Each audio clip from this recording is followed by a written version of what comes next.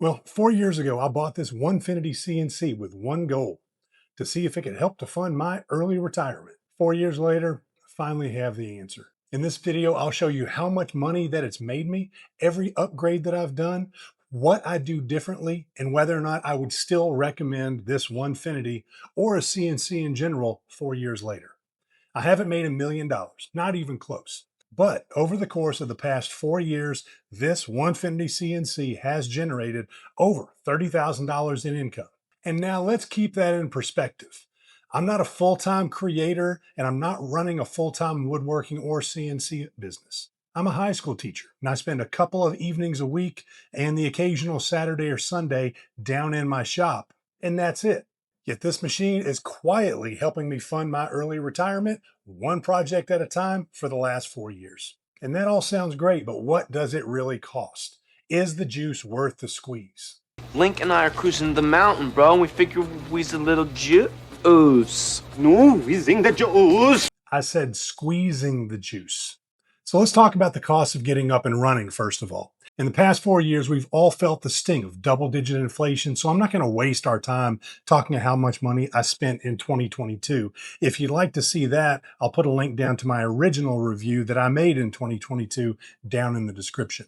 Let's talk about how I've upgraded this machine over the course of the past 4 years, and then we'll talk about the costs of getting up and running in today's dollars, not 2022 dollars. Okay, so to begin with, what upgrades have I actually made? I've been rocking this 32 by 32 Woodworker X50 since 2022, but in the near future, as I retire from teaching and move on to being a full-time woodworker and creator, I'd kind of like to upgrade to a 48 by 48.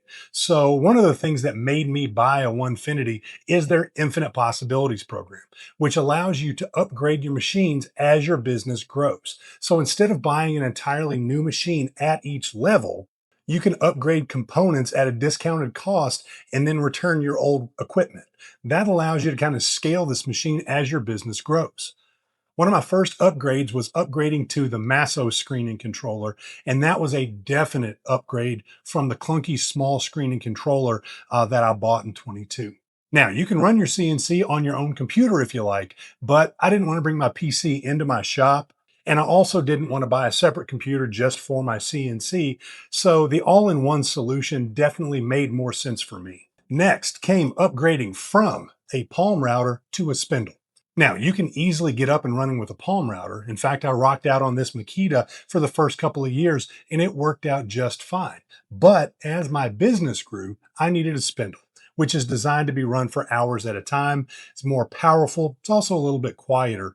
And it's something that a palm router just can't handle. It's not designed to do that. And a couple of weeks ago, I upgraded to Onefinity's Redline spindle kit and HMI controller and variable frequency drive, which really isn't an upgrade from what I had before, but it was kind of bringing everything back together with Onefinity's entire package. So now let's talk about the real costs of getting up and running this year, not in 2022. And to do that, we're not just going to talk about Onefinity, we're going to talk about a CNC in general. First of all, if you don't have the room or the need to buy something this large, then don't worry about it. There are a wide variety of brands out there. A couple of years ago, I received this small Genmitsu 4040 CNC and I did a review of it. And if your main need is to create smaller projects and engravings, maybe Christmas ornaments and that kind of thing, then a small CNC might just be the best choice for you. You can get smaller bare bones CNCs for under 500 bucks. Now keep in mind that a setup like that will still require a controller, so you're still more than likely going to need to hook it up to a PC. Now I typically live by the you get what you buy for credo. So if you're looking for one of these small machines, make sure that you know what you're getting. I've reviewed a couple of them like the Genmitsu and then also a Lunyi, I believe is the way that you pronounce it. And they've both been great in my reviews, but I've not reviewed them extensively. Check out actual buyer reviews before pulling the trigger on something that small. Now, if you're like me and you do like that Onefinity brand, they do offer an apprentice level CNC for under $1,000. I've never personally used it, so I don't want to weigh in too much on that specific model, but I am loyal to the Onefinity brand. So if you're considering a starter level CNC, give it a look. I'll put a link directly to it down in the description. Now, the next level up is the Elite series, which is what I use. Now, this one, the one that I use, is a 33 by 33 model. I think mine's technically 32 and a quarter by 32 and a quarter, but close enough.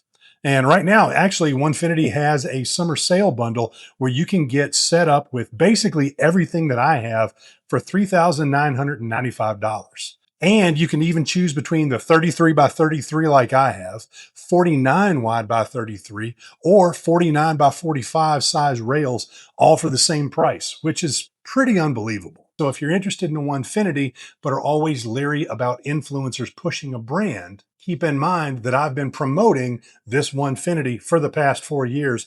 And if you are interested in the Onefinity brand, I'd really appreciate it if you'd visit through the link down in my description and pinned comment. So next, let's talk about the other costs associated with getting up and running with any CNC, not just this one. First of all, you're going to need a dedicated table or surface for your CNC. If you ever watch Drew Fisher on Fisher's Shop, he has a great video of a fold-away CNC table. And I've built my own out of plywood, which is great because I can easily add to it, modify it, or do what I want at any time that I like. Alternatively, you can purchase a dedicated CNC table. Onefinity does offer one, which I'm sure obviously is compatible with their equipment. The main advantage of buying one of those is knowing that your tabletop is going to be perfectly level, whereas if you build your own, you'll need to make sure that it's perfectly flat and level. I went through a lot of hassle to make sure that this was nice and flat, and it was a good work surface. Next, you're going to need software. You'll need to invest in some sort of software to design your builds. There are a variety of brand names out there, including Easel, which is free or up to $24 a month. But Easel is internet-based only, so you don't have that installed on your machine. Carveco Maker or Carveco Maker Plus, which is the brand that comes with Onefinity, costs about $486 a year. I haven't personally used that one. My CNC software of choice is VCarve Pro, which costs about $699, but you do own the license. It's not a monthly subscription. Now, if you'd like to do 3D builds, then there's also Aspire, which is also made by Vectric, who makes VCarve Pro. Never used that. I've not gotten into 3D designs that often just yet, so I can't really weigh in on that one. Now, there's also Fusion 360. Now, that varies anywhere from free to $137 per month, depending on the features and version that you choose to buy. Fusion 360 is great. It's a very advanced, elaborate, and technical piece of software, but those high-end tools can be really mainly just used for engineering and that type of thing. For a CNC, I personally don't think that the advanced levels of Fusion 360 are necessary. I believe it can be a little bit of overkill. That said, if you're the type of person who needs those advanced settings for other types of applications, then by all means, Fusion 360 may be the version for you. Now, personally, I use VCarve Pro because it satisfies that Papa Bear, Mama Bear, Baby Bear, just right vibe. It's relatively easy to use. It's affordable. And it's a one-time purchase instead of a monthly subscription. Oh yeah, and if that Onefinity summer sale that I already mentioned entices you, keep in mind that it also comes with a free year of Carveco Maker, which is very nice. Next, you're going to need a variety of bits and accessories. Here's where I keep all of my bits, collets, clamps, hold-down clamps, and all that jazz. Now, you're going to need a starter set of bits. Onefinity also sells bits, but you can find them through several vendors. At the very least, I'd recommend that you start with an upcut end mill and a downcut end mill and at least one V-bit. As someone who's broken my fair share of bits, I definitely recommend getting started with some cheaper ones, which can run you around 15 bucks each. But then once you're up and running and more comfortable, you can invest in the more expensive carbide tipped bits that'll last a lot longer. But once you get comfy with your CNC and are relatively certain that you're not going to break any bits, you'll quickly realize that the more expensive, higher quality bits can last you much longer and they pay for themselves in the long run. Now next, you're also going to want to invest in dust collection. Now, because your CNC really only isolates dust creation to this small area right here, a shop vac and a good dust boot typically works very well. However, if you find it inadequate, then a dedicated dust extractor is definitely a good upgrade. I actually have this wind extractor right back here, and I love it. I just still need to get it set up with my hoses and pipe to the wall. Oh yeah, I also mentioned the very expensive lessons that I've learned. The biggest and most important lesson that I'll mention is the classic that we all encounter, whether you're a CNC enthusiast or any other type of person. We buy it, we set it up, we say, this is going to change my life. Then it just sits there and never gets used.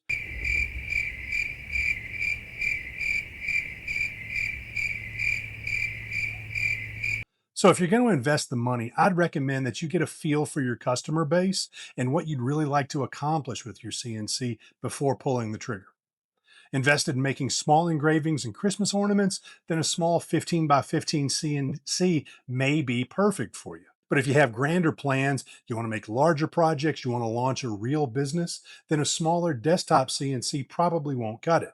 I like the idea of starting with a good 32 by 32, knowing that I can always upgrade and expand if that's not enough. And my particular business is almost to that point. Okay, next, and this is an important one. Figure out the best hold down methods to use. Each one has advantages and disadvantages. Tape and CA glue, I use this method for a large project because there's plenty of surface area holding down the material, but for small parts, they may come loose, ruining the part or potentially breaking a bit. That's exactly what happened with this piece right here. In fact, the tape is still on it. I keep these right here as reminders. Next, you have screwing your workpiece down to your spoil board. This will hold your workpiece down, and as you can see, this is my most commonly used hold down method. But be careful not to run your bit over the screw because once again, that can break your bit. You'll also want to use tabs to hold your workpiece in place and use something like a small pull saw or a reciprocating saw to cut them out once they're done. Also, keep in mind that with this particular method, eventually your spoil board is going to start to get worn out. Now, your spoil board's probably going to get worn out anyway, as you can see from mine.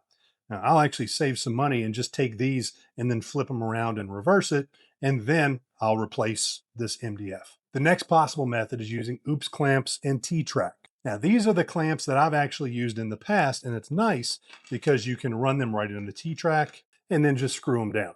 Now, this is a relatively safe method, but keep in mind that you can still run over those clamps and potentially break your bit.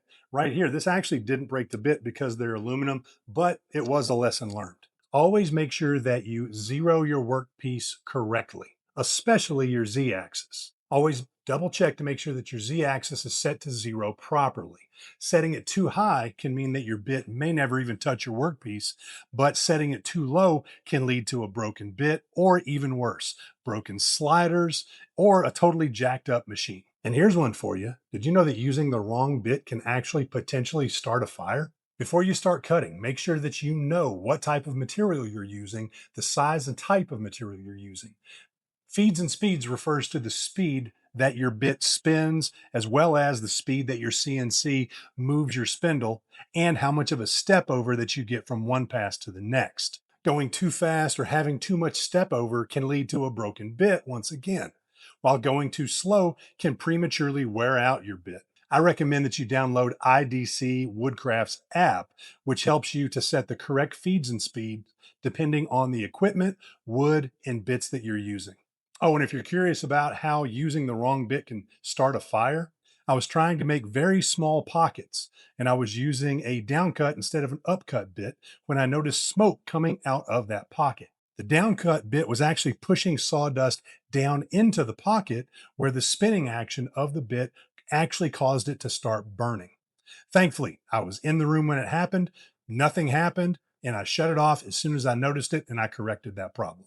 So now, to the real question, would I buy it again? Well, that's actually a two-part question. So let's talk about part one. Was a CNC a good investment for me? Hell yes, it was.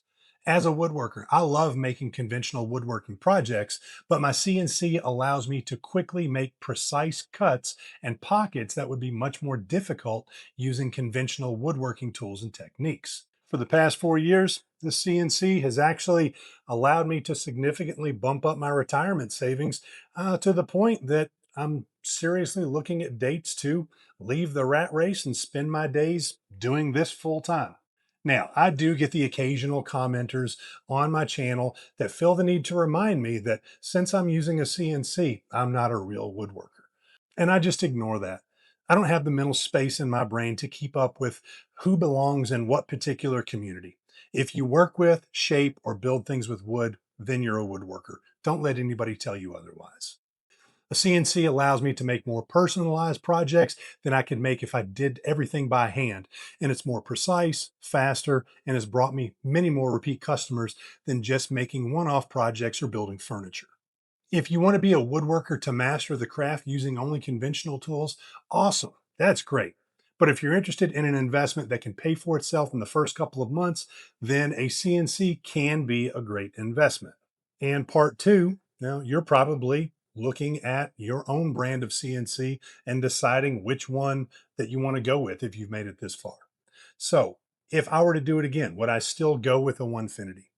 Now, other than reviewing a couple of small CNC brands like Jinmitsu and Lunyi, I've only used my Onefinity. And comparing this machine to one of those is like comparing apples and oranges. Now, and I know many people who rock out a Shapeco, Longmill, X-Carve. So if you're looking for reviews of those, I can't really weigh in. I've never used them. But other than normal wear and tear and a couple of hiccups with my most recent upgrade, I have nothing but great things to say about Onefinity. Now, what were those hiccups, you might ask?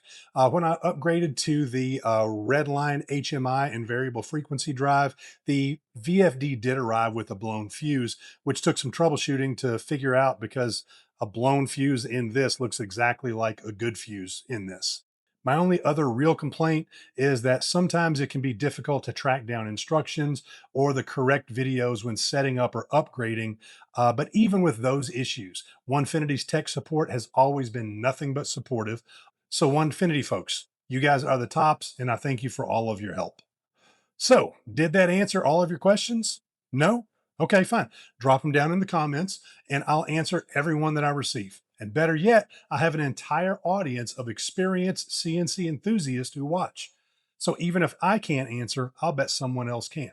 And those users, they use different brands, so they may be able to bring some insight that I can't. And if this video got you chomping at the bit to get started, then make sure you check out Onefinity's summer sale link below in the description and pinned comment. And if you need some inspiration for the best projects to make, then check out this video. I believe it's going to be right here. These are some of my most successful and fun projects of 2026. Thanks and peace out.